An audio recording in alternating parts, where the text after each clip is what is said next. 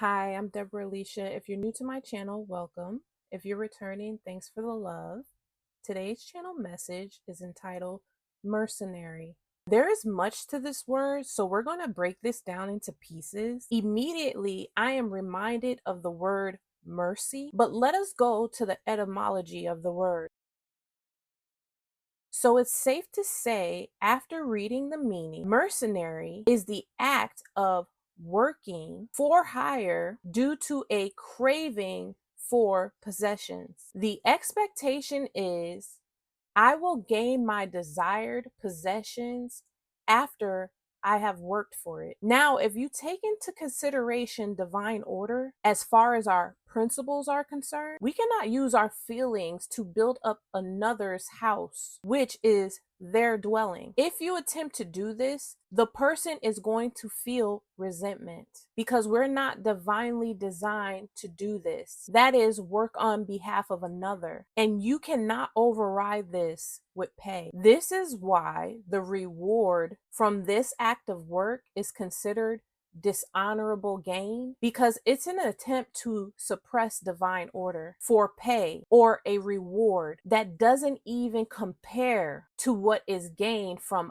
our alignment to our divinity. Basically, it's an exchange of gold for crumbs, when the gold could have attracted the crumbs if that's really what you want. In other words, you didn't have to give up the gold for the crumbs, but giving up the gold subjected you to the crumbs only. It doesn't seem to dawn on anyone that is become clear and apparent that the one doing the hiring is exchanging for service. They are requiring you to be of service to them because through your service, they expect to gain more. So without you, it's safe to assume they would have less. Keeping that in mind, why would anyone on earth believe it's okay for anyone to exchange their energy for pay when it is your energy that is being paid for to gain more? That is being paid for another to gain more. In other words, they're saying their energy alone isn't enough. And would you be willing to give up your energy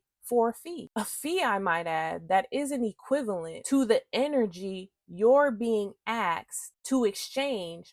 Otherwise, what need would there be for the transaction? That is, if the payment was as valuable as your energy. Okay, now that we have addressed that, let's get back to the word mercenary, shall we? Mercenary. We said that the first word that immediately comes to our mind is the word mercy. Now it's interesting because this word mercy is used heavily in religion and typically doesn't have anything to do with the exchange aforementioned. If anything, an act of mercy is quite the opposite. It's providing an undeserved service. But let's look up the definition for research's sake, because if it wasn't for the dictionary, I don't know how we could function in life.